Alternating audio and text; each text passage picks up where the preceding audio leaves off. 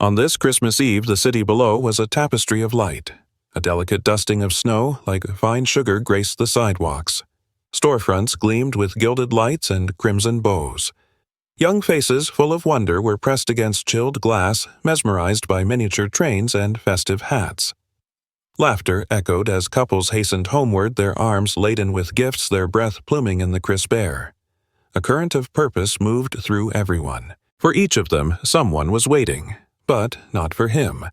High above, in a glass monolith piercing the winter sky, a single office stood apart from the festive spirit. No garland adorned its door, no fir tree stood sentinel in the corner, no gentle carols whispered through the air. Only a profound silence reigned. The office was a study in precision. Polished mahogany met floor-to-ceiling windows, while screens cast a sterile glow displaying year-end projections and soaring profit margins. Everything was meticulously ordered. Everything was under his command. Much like the man who occupied the space, he was a titan of industry, a man whose life was a series of victories. He had vanquished rivals, annihilated deadlines, outmaneuvered younger ambition, and forged power from the crucible of sleepless nights. Business journals lauded him as visionary, unyielding, impervious. A man for whom sentiment was a liability in the calculus of decision-making. And on this night, Christmas Eve, no further decisions demanded his attention. There was only the quiet.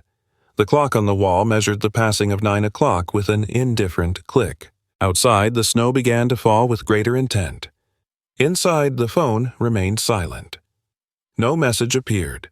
No inquiry came asking of his whereabouts or when he might be returning home. He moved to the window, gazing down at the city. From this altitude, it resembled a perfect distant tableau, a world suffused with a warmth that could never seem to reach him, and in that moment the truth found him. He could not recall the last time someone had inquired about his preference for Christmas dinner. A catered meal, exquisite and cold, sat untouched on a credenza. It was not nourishment, but a formality, an item ordered because it was expected of a man of his station. He loosened his tie, removed his suit jacket, and laid it across a chair. The simple action felt unnaturally heavy. As he did so, his gaze fell upon something near the base of a small, unadorned plant in the room's corner. An envelope, unadorned, white, delicately creased. It featured no corporate insignia, no official seal of importance. There was only handwriting. A frown tightened his features. No one sent him handwritten correspondence anymore. He retrieved it. The object felt weightless, yet his hand paused before breaching its seal. An unsettling premonition lingered around it. A sense that opening it could shatter something he had spent decades meticulously constructing.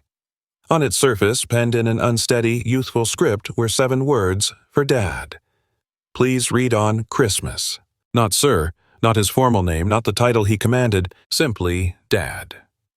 A sudden, sharp constriction seized his chest, a sensation both alien and alarming.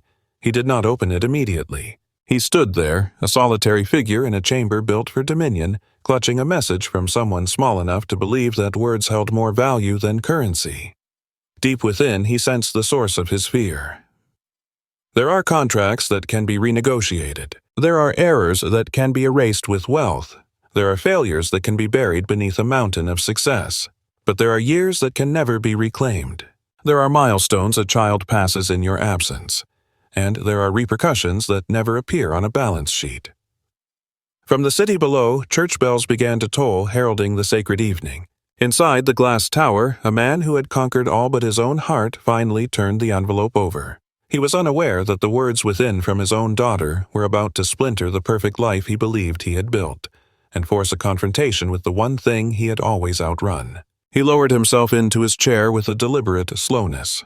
It was not weariness that guided him, but the sudden treachery of his own limbs.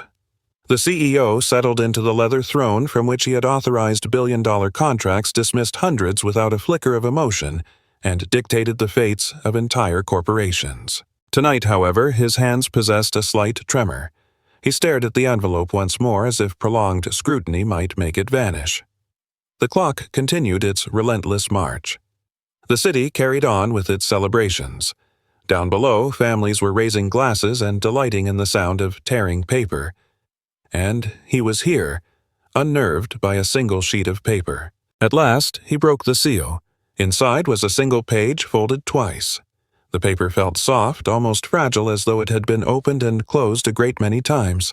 The script was uneven, the letters oversized with words charmingly misspelled, the handwriting of a child. He knew it instantly. It was his daughter's. He swallowed hard and began to absorb the words. "Dear Dad, Mom says Christmas is for being grateful. I am grateful for my school and my room and the bicycle you gave me last year. But I do not think Santa knows what I truly wish for." His breathing hitched. The words were disarmingly simple, pure, the kind of honesty unique to children, a quality adults spend a lifetime unlearning. He compelled himself to read on. "I know you are exceptionally busy. Mom explains that you work so hard to provide us with a good life. I tell my friends that my dad is an important man. They always say that must be very cool." A muscle in his jaw clenched. Important. That single word had once been the axis of his world. But there are times I wish you were less important and more present. The sentence struck him with the force of a physical impact. He lowered the letter, his eyes fixed on the desk before him. Its polished surface offered a reflection, a man who looked older than he felt, with a new hardness settled around his eyes. He had pursued the title of important with a singular focus his entire life. And now his daughter was quietly asking him to abandon the chase. He forced his gaze back to the page. "I tried to recall the last Christmas we spent together. I think I was younger. You lifted me high so I could place the star on the tree, but you were called away before dinner." The tightness in his chest returned more intense this time. He remembered that evening. He remembered glancing at his phone as her small hands steadied the star. He remembered the assurance, just 5 minutes before he disappeared through the door.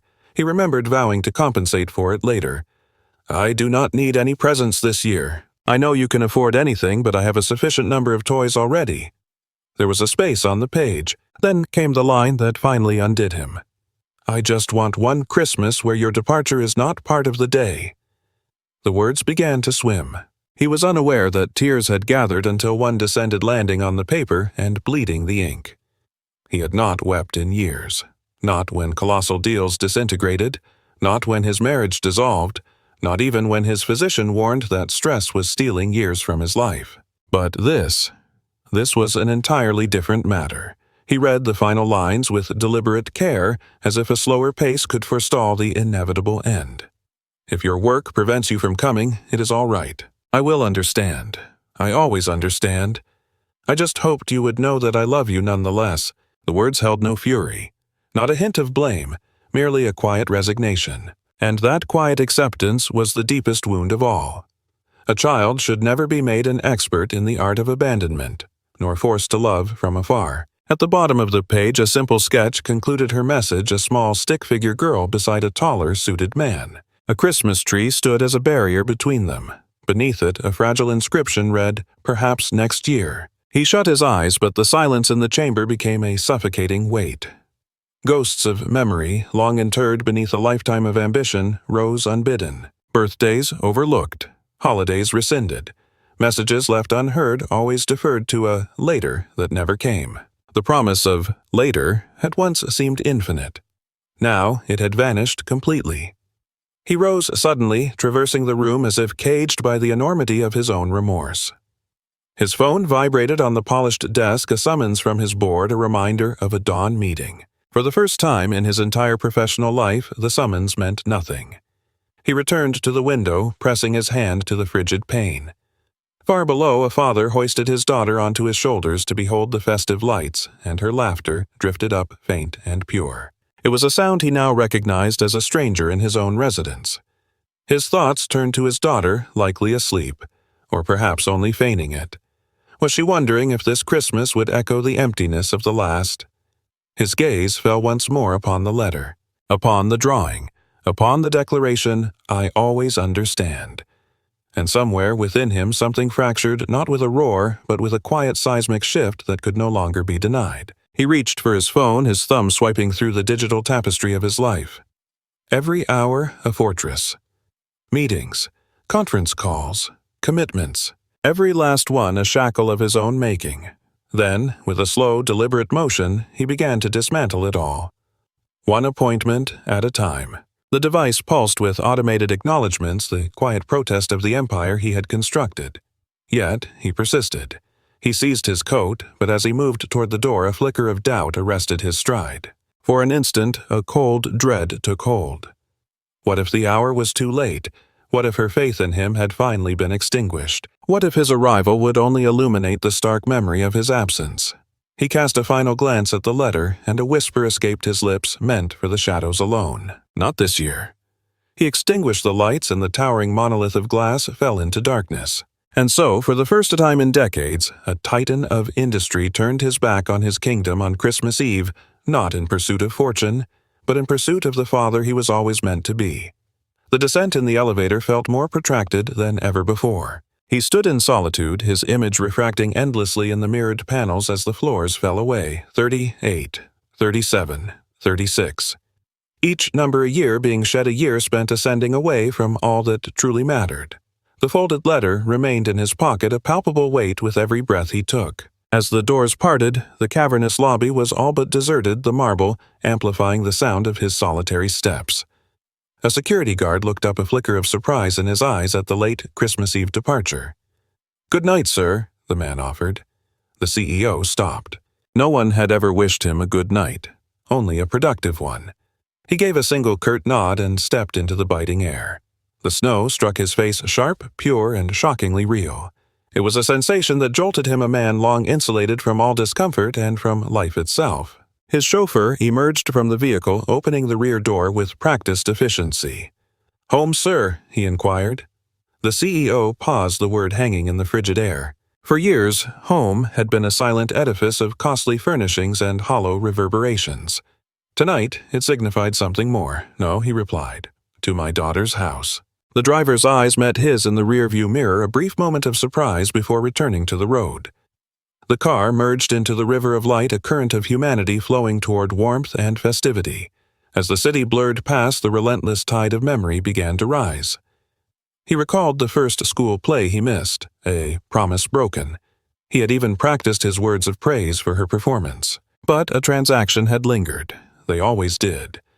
He had rationalized it, convinced himself she was too young to recall. He had been mistaken. The vehicle decelerated, entering a more subdued district of the city. Modest homes, muted lights, a quiet stillness. The sort of place one traverses without a second glance. His phone vibrated once more. A notification for a voice message. It was from her. It had arrived that afternoon, but he had failed to listen. He had been otherwise engaged. His thumb hung suspended above the glass. He pressed the icon. "Hi, Dad." Her voice, soft and hesitant, filled the silence. "Mom suggested I call, just in case. I know you're likely working. I only wanted to wish you a Merry Christmas. I left a small thing for you at the office. I do hope you find it." A brief silence followed. "I am heading to bed now. I love you." The message concluded.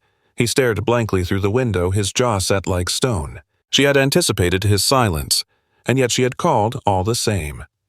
The automobile came to a halt. "We have arrived, sir," the driver announced softly. The CEO emerged into the falling snow. Before him stood a modest home, its windows radiating a warm luminescence. A small wreath was askew on the front door. He could discern the movement of silhouettes through the curtains, a life unfolding within. He remained motionless on the pavement, a band of fear tightening around his chest. What if he was no longer welcome here? What if his very presence would only serve to deepen old scars? What if the opportunity was irrevocably lost? For the first time, his success was no shield. He ascended the steps, each one a greater burden than the one before. He lifted his hand to knock, and then he froze. From within, a peal of laughter rang out. A man's laughter. A cold void opened in his stomach. He took an involuntary step back. His thoughts, a chaotic storm. Was he too late? Had another taken the place he had so carelessly vacated? Before he could form a plan, the door swung inward. And there she stood. She stood before him, taller than his memory allowed. Her hair was loosely bound, pajamas beneath a sweater. Her eyes widened in disbelief upon seeing him. For a breathless moment, neither spoke. Then, a whisper escaped her, almost an unconscious thought. "Dad." Her voice was a fragile, fractured thing. He offered a slow, deliberate nod. "It is me." Yet she remained perfectly still. No smile graced her lips. No movement was made toward him. And that stillness somehow was a sharper blow than a slammed door. Her mother materialized behind her confusion, etching her features as she registered his form in the snow. "What are you doing here?" she asked, her voice low, not with anger, but with sheer astonishment. "I read the letter," he said. The statement hung in the frigid air. The silence that followed stretched thick with unspoken questions. Then his daughter took a single hesitant step forward. "You read it?" she probed. He nodded once more. Every single word. Her gaze dropped to her feet, her fingers twisting into a knot. "I didn't think you would," she confessed. The unvarnished honesty in her tone cut deeper than any accusation could. "I am sorry," he managed the words, feeling insignificant, wholly inadequate. But they were all he possessed. Her mother opened the door wider in a silent invitation. "Come in," she said with gentle gravity. The warmth of the house enveloped him instantly. The scent of cooking, of pine of cocoa, the aroma of a life he had forsaken. He stepped across the threshold and sealed the door, leaving the cold and all his justifications outside. They convened in the living room. A modest tree stood adorned with loving care, handmade ornaments, old photographs, and a stocking bearing his name faded but undeniably there. He saw everything, because for once his focus was absolute. "I never intended to cause you pain," he said finally, turning to his daughter. "I believed that providing was enough." She met his gaze, her own eyes resolute. "I know," she replied. "It's why I was never angry. That felt infinitely worse. You should never have been forced to understand," he said quietly. Her lip trembled. "I just wanted you to be here." At her words, a fortress inside him finally gave way. He reached for her, hesitantly uncertain if she might recoil. She did not. She leaned into him, rigid at first, then slowly yielding like a body remembering the language of trust. He held her with a delicate reverence as if she might dissipate into air. "I am here," he whispered.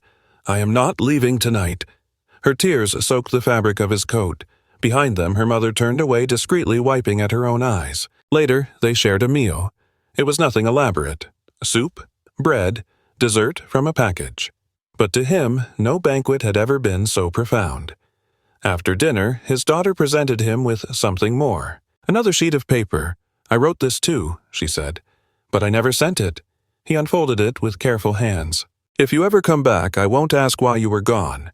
I will just be happy that you are here." He closed his eyes. That night, as snow fell in a silent cascade, a man who had built an empire finally understood the immensity of what he had almost forfeited. And for the first time in his life, victory was not the goal. He simply wanted to remain.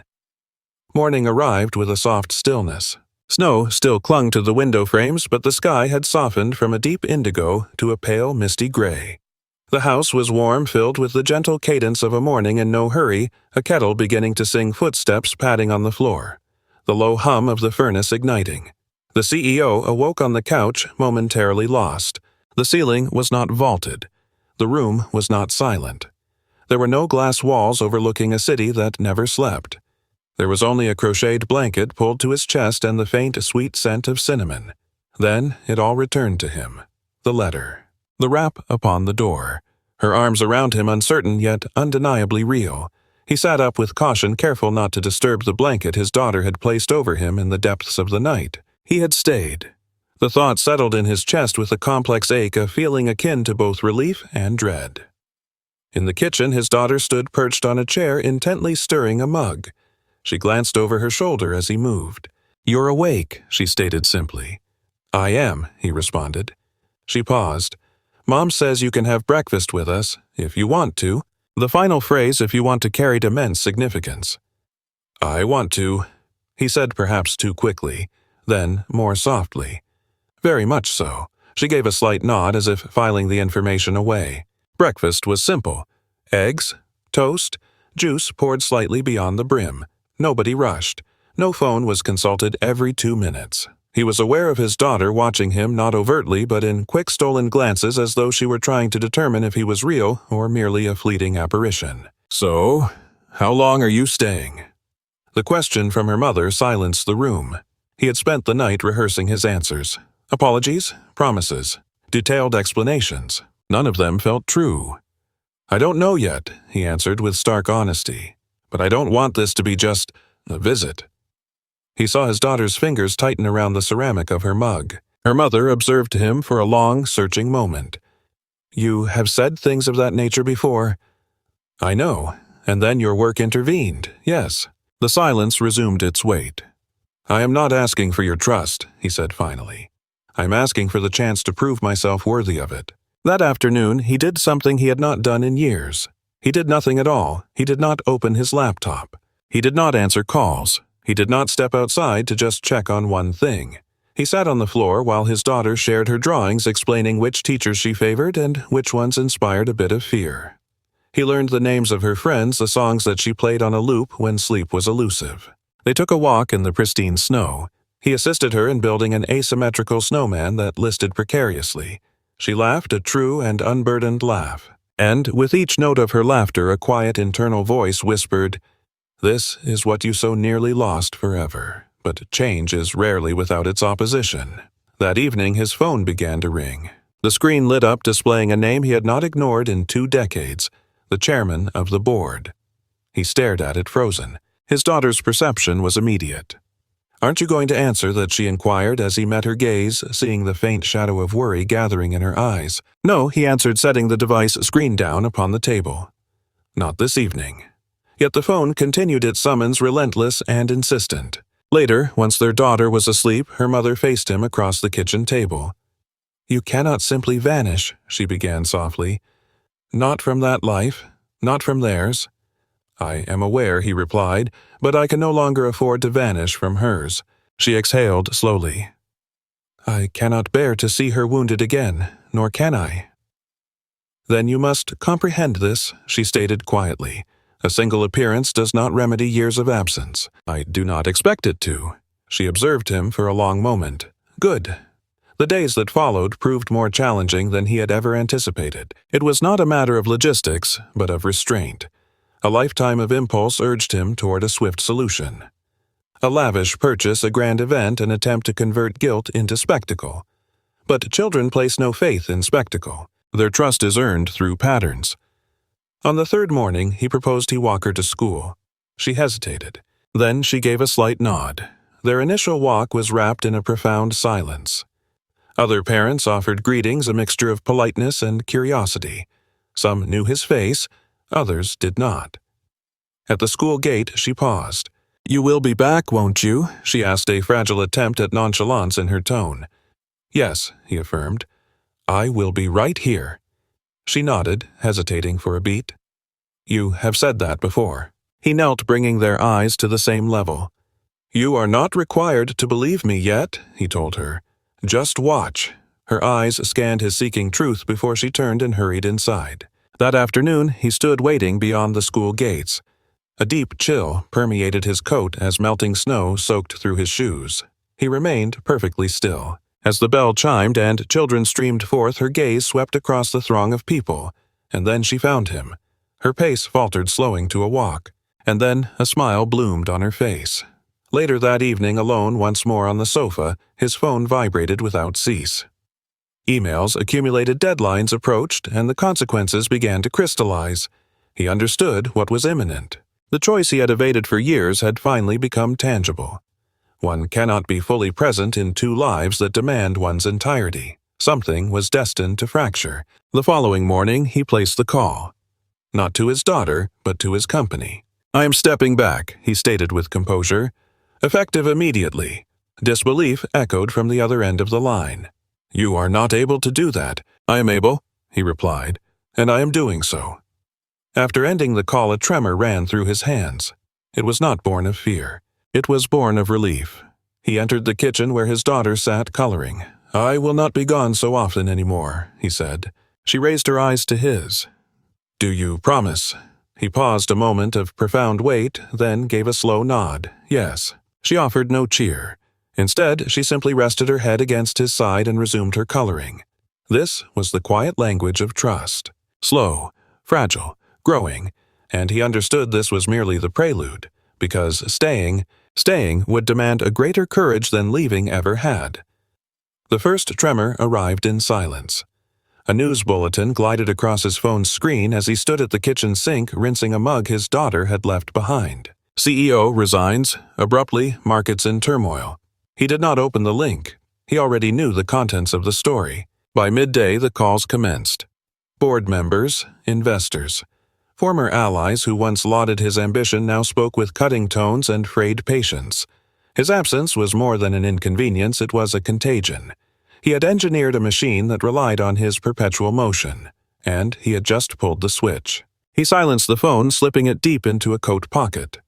Across the room, his daughter sat on the rug, meticulously arranging colored pencils into flawless rows. "You are very quiet," she observed, her eyes still on her task. A faint smile touched his lips. "Just thinking," she nodded sagely. "Mother says that thinking can be very loud, even in silence." A soft laugh escaped him. She was, of course, correct. Later that afternoon, the summons came. 3 distinct sharp raps on the front door. Her mother glanced at him. "Were you expecting company, no?" he said.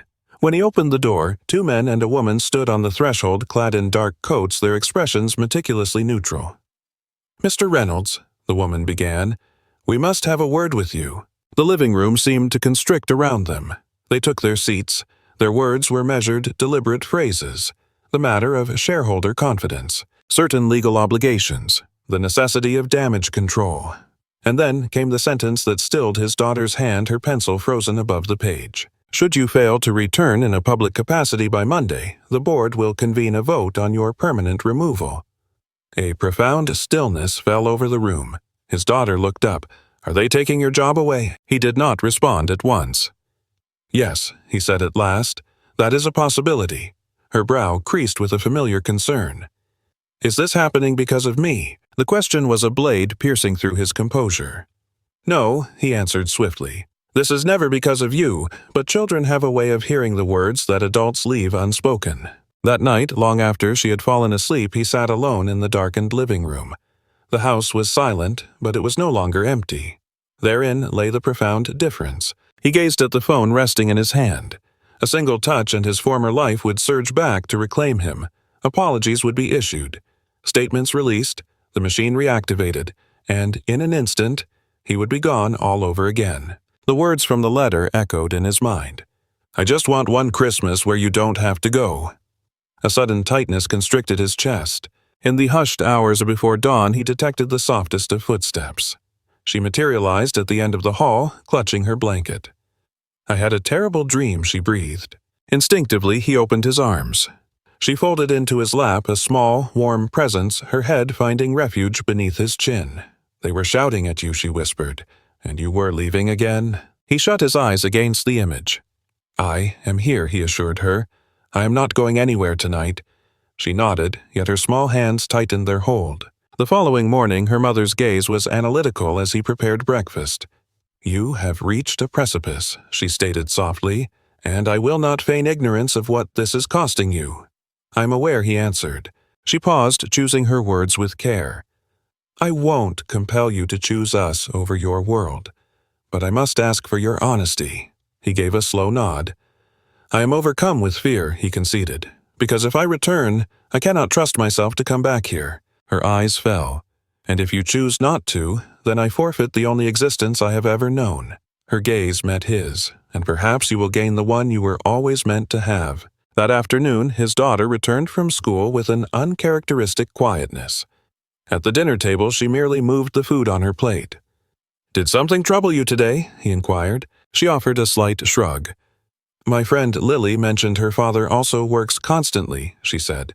"But he invariably chooses his work." A knot formed in his throat. "She says that is simply the nature of fathers." A profound silence descended between them. He knelt down beside her chair. "Is that what you believe?" She studied him with a piercing clarity. "I don't want it to be."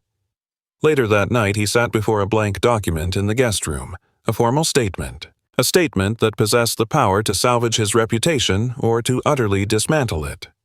He started to write. Not with the language of the corporation, not with justifications, but with the truth. For the greater part of my life, I held the conviction that success was measured by the empires I could construct. I was profoundly mistaken. The price of that conviction was time I can never reclaim, and a child who learned to navigate the world without me. I am stepping down not as a failure, but as someone who has finally grasped what truly holds value. His finger lingered over the published command. A wave of apprehension surged through him. Then her question echoed in his memory. Is it because of me? He clicked the button. By dawn, his world had detonated. Acclaim, condemnation, fury, allegiance. News networks convened to dissect his downfall. Pundits derided his maudlin display. The markets reacted violently. He silenced the television. None of it held the same weight as the gentle knock on the door behind him. His daughter was standing there. "Did you resolve it?" she asked. "That remains to be seen," he answered with complete honesty. "But I did not conceal the truth." She nodded with deliberation. That is what matters. The days bled into one another. The board convened and cast its vote. He was removed. It was official. The title evaporated. The assistant's calls ceased. The calendar was wiped clean. And in the void, a strange thing occurred. The silence did not unnerve him. It was a release. One afternoon, as he assisted his daughter with her studies, a message arrived from an unfamiliar number, a former colleague. "I read your statement. It gave me the fortitude to return home at a reasonable hour today. My gratitude to you." He stared at the screen, motionless. Then a second message appeared, and then a third. Individuals he had never known, fellow parents, complete strangers, all echoing the same sentiment. "We recognized our own stories in yours." That evening his daughter observed him quietly as he read through the messages. "You're smiling," she noted. "I believe," he responded slowly, "that I have finally done one thing correctly." She settled against him. "I am so proud of you," she affirmed. A sharp sting filled his eyes. Much later that night, her mother found him on the porch. "You have lost everything." She said, her voice soft. He simply shook his head. "No, I lost only what was never truly mine to keep." She regarded him intently. "And what if this new life proves difficult? It is certain to be," he acknowledged. "But it will at the very least be an honest one." Snow began its descent again, soft, persistent, and absolving. Within the house his daughter was in a peaceful slumber, and for the very first time he was not anticipating the start of something else. He was precisely where he was meant to be, but the narrative had not yet reached its conclusion. For healing often beckons a new purpose. And that purpose was already waiting at the door. The days that unfolded were a stark departure from all he had ever experienced.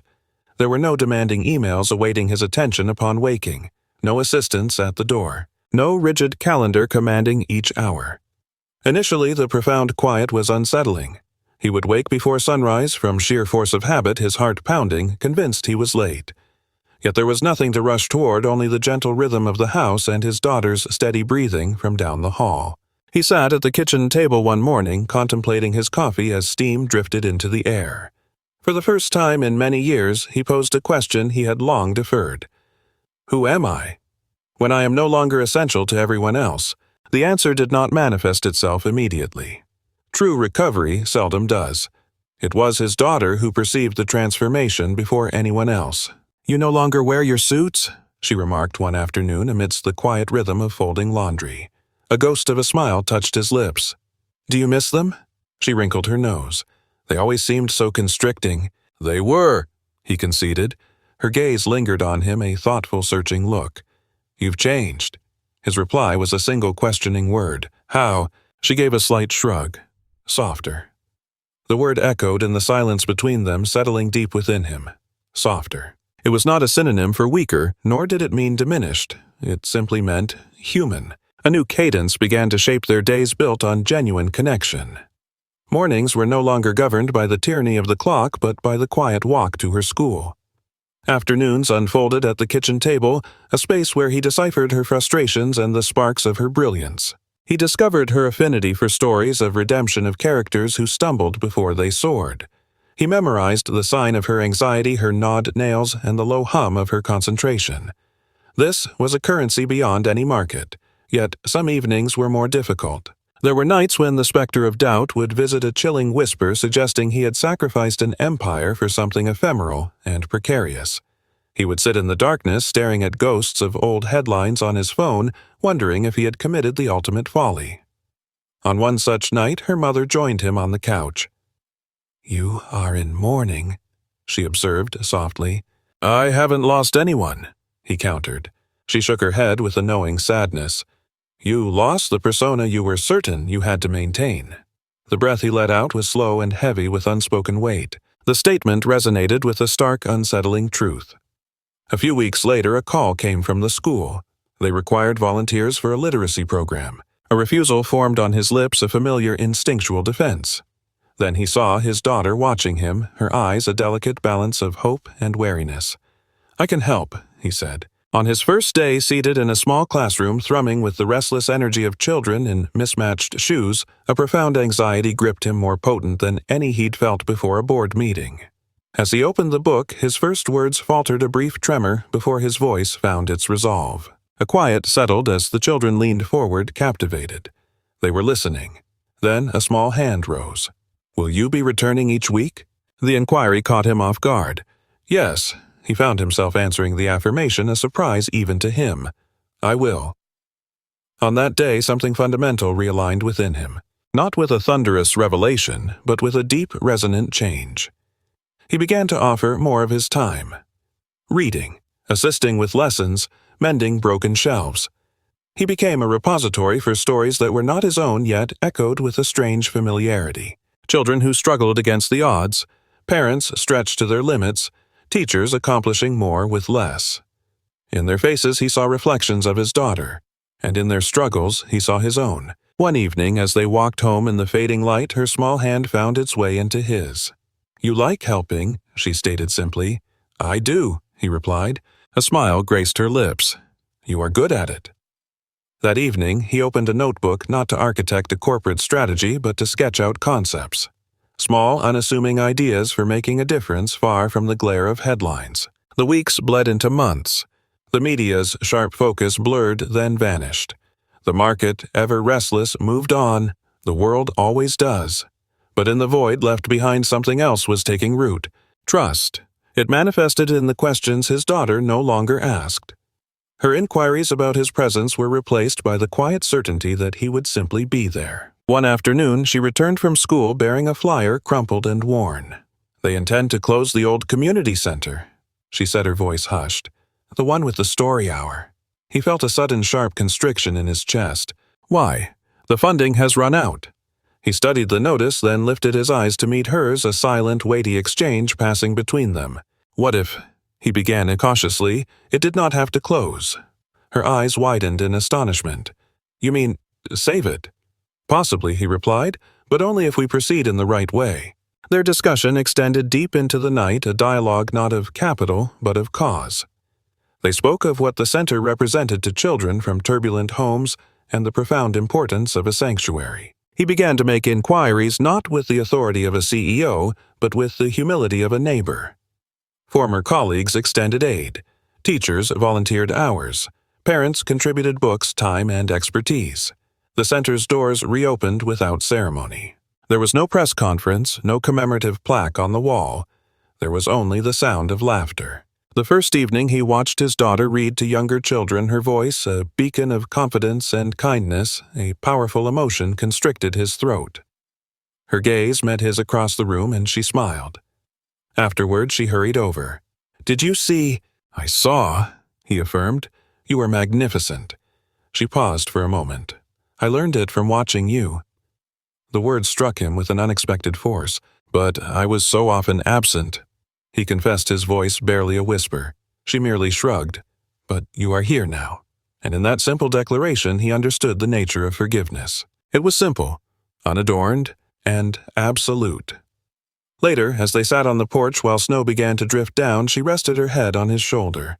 "Do you ever miss being a CEO?" she asked. He considered her question for a long moment. "There are elements I miss," he admitted with candor, "but I do not miss the man I was becoming." She nodded. "I prefer this version of you." As did he. For the first time, his value was not calculated in terms of productivity or influence. It was measured instead by his very presence, in the simple act of appearing, in the commitment of remaining. And as winter yielded to the first blush of spring, a quiet and extraordinary truth dawned on him. He had not merely salvaged the bond with his daughter. He had discovered a life where he truly belonged. And yet, the story was not quite complete. A single task remained. One final conversation. A last crucial step was required to bring the circle to a definitive close. For true healing in its most authentic form invariably demands one further act. The following Christmas descended almost without notice. Not for any lack of festive adornment or falling snow, but because for the first time he was no longer measuring his life by the calendar. The relentless ticking of deadlines had fallen silent. No year-end reports loomed like specters. There was no pressure to ascend, only to be present. December simply manifested. The house held a different atmosphere now, not of greater size, not of accumulating wealth, but of life being lived within its walls. Paper snowflakes clung asymmetrically to the windows. A small tree occupied the living room corner, its limbs bowing under the weight of handmade relics. Glue-marred stars painted pine cones a tilted angel with asymmetrical wings. He stood apart, a silent observer, as his daughter affixed the final piece. "It is complete," she pronounced. Stepping back, she placed her hands on her hips, appraising her creation. He felt a familiar tightening in his chest, not the phantom of pain, but the pulse of gratitude. "Will we read the letter again tonight?" she asked. He inclined his head. Of course. The letter had found its permanent reliquary. Folded with precision inside a small wooden box on the shelf, it rested among other quiet artifacts. Drawings, school photographs, notes scrawled in colored pencil. After the evening meal, they converged on the couch. Her mother poured hot cocoa. Steam spiraled into the air, a fragrant ghost of chocolate and cinnamon. Outside, snow descended softly, draping the world in a promise fulfilled. His daughter settled onto his lap without a trace of hesitation. That single act conveyed everything. He unfolded the letter with deliberation, though he knew its every word by heart. As he began to read, her voice entwined with his a recital of the passages she had committed to memory. Her tone held no sorrow now, only a deep and resonant familiarity. When his voice reached the final haunting line, "Maybe next year," she looked up at him. "You came back," she said. Her voice a simple statement of fact. "I did," he replied. "And you remained, yes." A faint smile touched her lips as she rested her head against his chest. "That is a greater gift than any other." Later that night, long after she had succumbed to sleep, he ventured onto the porch. The frigid air was a sharp, honest sting in his lungs. The neighborhood was submerged in quiet. Soft light emanated from windows. Somewhere in the distance, a specter of laughter drifted on the wind. He considered the man he had been just 1 year ago, a solitary figure occupying a glass spire, hemmed in by the architecture of success, and starving for a genuine connection. He contemplated the razor-thin margin by which he had almost forfeited this life entirely. A door groaned behind him. Her mother materialized beside him, pulling a scarf more snugly around her neck. "She is happy," she observed. He gave a solemn nod. "I am aware." "You did something exceptionally brave," she continued. "Most people never stop their forward race long enough to turn around." He exhaled a plume of white in the cold. "I almost didn't, but in the end, you did." They stood in a shared stillness, watching the snow descend like falling ash. "Do you ever regret it?" she asked, her voice hushed. He slowly shook his head. "I regret the years that were lost, but never the life that I chose," sighed. The clock told the midnight hour. Christmas Day had arrived. The morning that followed was unremarkable, and for that reason, perfect. Pancakes were charred at the edges. A beautiful chaos of wrapping paper littered the floor. Laughter resonated through the kitchen. There were no headlines, no momentous announcements. There was no applause, only presence. Later, as they restored order together, his daughter offered him a small, carefully wrapped parcel. "I created this," she stated. Inside lay a simple card. Upon its front, in deliberate letters, "To my father." He opened it. Inside was a rendering of the three of them posed beneath a Christmas tree. Snow falling, their smiles impossibly wide. Beneath the illustration she had inscribed, "Thank you for choosing us." He closed his eyes against the sudden weight of the words. For the first time he allowed the truth to wash over him in its entirety. Not the guilt, not the fear, but the staggering reality he had been granted a reprieve, and he had accepted it. That afternoon, as the sun began its descent and shadows crept across the living room floor, he sat with his daughter. "May I tell you something?" she ventured. "Always." She paused. "I once believed you did not love me." The words, spoken gently, had the impact of a physical blow. "I know," he said, his voice a whisper. But now she went on. "I know you just hadn't learned how to stay." He nodded.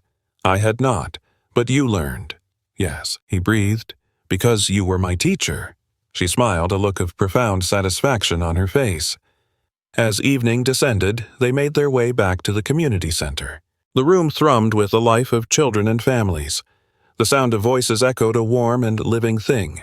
His daughter positioned herself at the front, book in hand.